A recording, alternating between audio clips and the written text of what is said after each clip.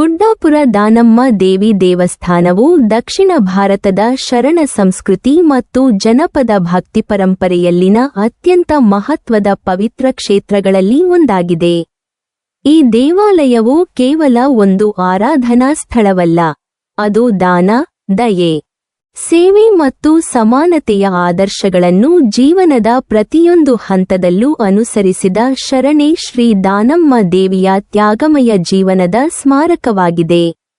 ಭಕ್ತರ ದೃಷ್ಟಿಯಲ್ಲಿ ದಾನಮ್ಮ ದೇವಿ ದೇವತ್ವವನ್ನು ಪಡೆದ ಮಾನವೀಯ ಶಕ್ತಿಯ ಪ್ರತೀಕವಾಗಿದ್ದು, ಜನಸಾಮಾನ್ಯರ ನೋವು ನಲಿವಿಗೆ ಸ್ಪಂದಿಸಿದ ಮಹಾಮಾತೆಯಾಗಿ ಪೂಜಿಸಲ್ಪಡುತ್ತಾಳೆ. ಐತಿಹಾಸಿಕವಾಗಿ ನೋಡಿದರೆ ದಾನಮ್ಮ ದೇವಿ 12ನೇ ಶತಮಾನದ ಶರಣ ಚಳವಳಿಗೆ ಸೇರಿದ ಮಹಾನಾಯಿಯಾಗಿದ್ದಾಳೆ ಎಂಬ ನಂಬಿಕೆ ವ್ಯಾಪಕವಾಗಿದೆ. ಆ ಕಾಲದಲ್ಲಿ ಸಮಾಜದಲ್ಲಿ ಜಾತಿ, ವರ್ಗ, ಲಿಂಗ ಭೇದಗಳು ಗಟ್ಟಿಯಾಗಿ ನೆಲೆಗೊಂಡಿದ್ದವು. ಇಂತಹ ಪರಿಸ್ಥಿತಿಯಲ್ಲಿ ದಾನಮ್ಮ ದೇವಿ ಎಲ್ಲರನ್ನೂ ಸಮಾನವಾಗಿ ಕಾಣುವ, ಮಾನವೀಯತೆಯನ್ನು ಮೊದಲಿಗೆಯಾಗಿ ಪರಿಗಣಿಸುವ ಶರಣ ಧರ್ಮದ ಆದರ್ಶಗಳನ್ನು ಜೀವನದಲ್ಲಿ ಅನುಸರಿಸಿದಳು. ಅವಳ ಮೂಲ ಹೆಸರು ಲಿಂಗಮ್ಮ ಎಂದು ಹೇಳಲಾಗುತ್ತದೆ. ಆದರೆ ಅವಳು ಮಾಡಿದ ಅಪಾರ ದಾನ, ಅನ್ನದಾಸೋಹ ಮತ್ತು ಸೇವಾ ಕಾರ್ಯಗಳಿಂದ ಜನರು ಆಕೆಯನ್ನು ಪ್ರೀತಿಯಿಂದ ದಾನಮ್ಮ ಎಂದು ಕರೆಯಲು ಆರಂಭಿಸಿದರು. ಹಸಿದವರಿಗೆ ಅನ್ನ ನೀಡುವುದು, ಬಡವರಿಗೆ ಆಶ್ರಯ ಕೊಡುವುದು, ದುಃಖಿತರ ಕಣ್ಣೀರು ಒರೆಸುವುದು ಅವಳ ದಿನನಿತ್ಯದ ಜೀವನದ ಭಾಗವಾಗಿತ್ತು. ಗುಡ್ಡಾಪುರ ಗ್ರಾಮವು ದಾನಮ್ಮ ದೇವಿಯ ತಪಸ್ಸು, ಸೇವೆ ಮತ್ತು ಲೀನತೆಯಿಂದ ಪವಿತ್ರಗೊಂಡ ಸ್ಥಳವೆಂದು ಭಕ್ತರು ನಂಬುತ್ತಾರೆ. ಅವಳು ಜೀವನದ ಬಹುಭಾಗವನ್ನು ಈ ಪ್ರದೇಶದಲ್ಲೇ ಕಳೆದಿದ್ದು, ಜನಸೇವೆಯೇ ದೇವಸೇವೆಯೆಂದು ತಿಳಿದು ಕಾರ್ಯನಿರ್ವಹಿಸಿದಳು. ಅವಳ ಲೀನತೆಯ ನಂತರ ಆಕೆಯ ನೆನಪಿಗಾಗಿ ಹಾಗೂ ದೈವಿಕ ಅನುಭವವನ್ನು ಪಡೆದ ಭಕ್ತರ ನಂಬಿಕೆಯಿಂದಾಗಿ ಗುಡ್ಡಾಪುರದಲ್ಲಿ ದೇವಾಲಯ ಸ್ಥಾಪಿಸಲಾಯಿತು. ಆರಂಭದಲ್ಲಿ ಸರಳ ಸ್ವರೂಪದಲ್ಲಿದ್ದ ಈ ದೇವಾಲಯವು ಕಾಲಕ್ರಮೇಣ ಭಕ್ತರ ಸಹಕಾರದಿಂದ ವಿಸ್ತಾರಗೊಂಡು ಇಂದು ಭವ್ಯವಾದ ಆರಾಧನಾ ಕೇಂದ್ರವಾಗಿ ಬೆಳೆಯಿತು. ಭಕ್ತರ ನಂಬಿಕೆಯ ಪ್ರಕಾರ ದಾನಮ್ಮ ದೇವಿ ಆದಿಶಕ್ತಿಯ ಅವತಾರವಾಗಿದ್ದು, ತಾಯಿಯಂತೆ ಕಾಪಾಡುವ ದೇವಿಯಾಗಿದ್ದಾಳೆ.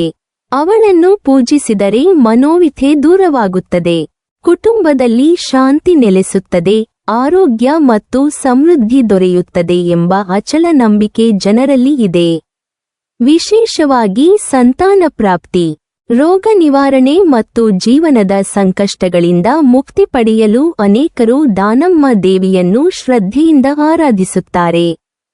ಅನೇಕ ಪೀಳಿಗೆಯ ಭಕ್ತರು ದೇವಿಯ ಕೃಪೆಯಿಂದ ತಮ್ಮ ಸಮಸ್ಯೆಗಳು ಪರಿಹಾರಗೊಂಡಿವೆ ಎಂಬ ಅನುಭವಗಳನ್ನು ಹಂಚಿಕೊಂಡಿರುವುದು ಈ ಕ್ಷೇತ್ರದ ಮಹಿಮೆಯನ್ನು ಇನ್ನಷ್ಟು ಹೆಚ್ಚಿಸಿದೆ. ಗುಡ್ಡಾಪುರ ದಾನಮ್ಮ ದೇವಿ ದೇವಸ್ಥಾನದ ಜಾತ್ರೆ ಈ ಕ್ಷೇತ್ರದ ಅತ್ಯಂತ ಪ್ರಮುಖ ಧಾರ್ಮಿಕ ಆಚರಣೆಯಾಗಿದೆ. ಪ್ರತಿ ವರ್ಷ ಕಾರ್ತಿಕ ಮಾಸದ ಚಟ್ಟಿ ಅಮಾವಾಸ್ಯೆ ದಿನ ನಡೆಯುವ ಈ ಜಾತ್ರೆಗೆ ಕರ್ನಾಟಕ, ಮಹಾರಾಷ್ಟ್ರ ಹಾಗೂ ನೆರೆಯ ರಾಜ್ಯಗಳಿಂದ ಲಕ್ಷಾಂತರ ಭಕ್ತರು ಆಗಮಿಸುತ್ತಾರೆ. ಅನೇಕರು ನೂರಾರು ಕಿಲೋಮೀಟರ್ ದೂರದಿಂದ ಪಾದಯಾತ್ರೆ ಮೂಲಕ ದೇವಾಲಯಕ್ಕೆ ಬಂದು ತಮ್ಮ ಭಕ್ತಿ ಸಮರ್ಪಿಸುತ್ತಾರೆ. ಜಾತ್ರೆಯ ಸಮಯದಲ್ಲಿ ವಿಶೇಷ ಪೂಜೆಗಳು, ಹರಕೆಗಳು, ಅನ್ನದಾಸೋಹ ಹಾಗೂ ಜನಪದ ಆಚರಣೆಗಳು ನಡೆಯುತ್ತವೆ. ಈ ಸಂದರ್ಭದಲ್ಲಿ ದೇವಾಲಯ ಮತ್ತು ಅದರ ಸುತ್ತಮುತ್ತಲ ಪ್ರದೇಶವು ಭಕ್ತಿಭಾವ ಮತ್ತು ಆಧ್ಯಾತ್ಮಿಕ ಉಲ್ಲಾಸದಿಂದ ತುಂಬಿರುತ್ತದೆ. ಸಾಮಾಜಿಕ ದೃಷ್ಟಿಯಿಂದಲೂ ಗುಡ್ಡಾಪುರ ದಾನಮ್ಮ ದೇವಿ ದೇವಸ್ಥಾನವು ಮಹತ್ವದ್ದಾಗಿದೆ. ಇದು ಜಾತಿಮತ ಭೇದವಿಲ್ಲದೆ ಎಲ್ಲರನ್ನೂ ಒಟ್ಟಿಗೆ ಕಟ್ಟುವ ಕೇಂದ್ರವಾಗಿದೆ. ಶರಣ ಪರಂಪರೆಯ ಎಲ್ಲರೂ ಒಂದೇ ಎಂಬ ಸಂದೇಶವನ್ನು ಈ ಕ್ಷೇತ್ರ ಇಂದಿಗೂ ಜೀವಂತವಾಗಿ ಉಳಿಸಿಕೊಂಡಿದೆ. ದಾನಮ್ಮ ದೇವಿಯ ಜೀವನ ಮತ್ತು ಉಪದೇಶಗಳು ಮಾನವೀಯತೆ, ಪರೋಪಕಾರ ಮತ್ತು ಸರಳ ಜೀವನದ ಮೌಲ್ಯಗಳನ್ನು ಸಾರುತ್ತವೆ. ಇಂದಿನ ಕಾಲದಲ್ಲೂ ಅವು ಸಮಾಜಕ್ಕೆ ದಾರಿ ತೋರಿಸುವ ಬೆಳಕಾಗಿವೆ.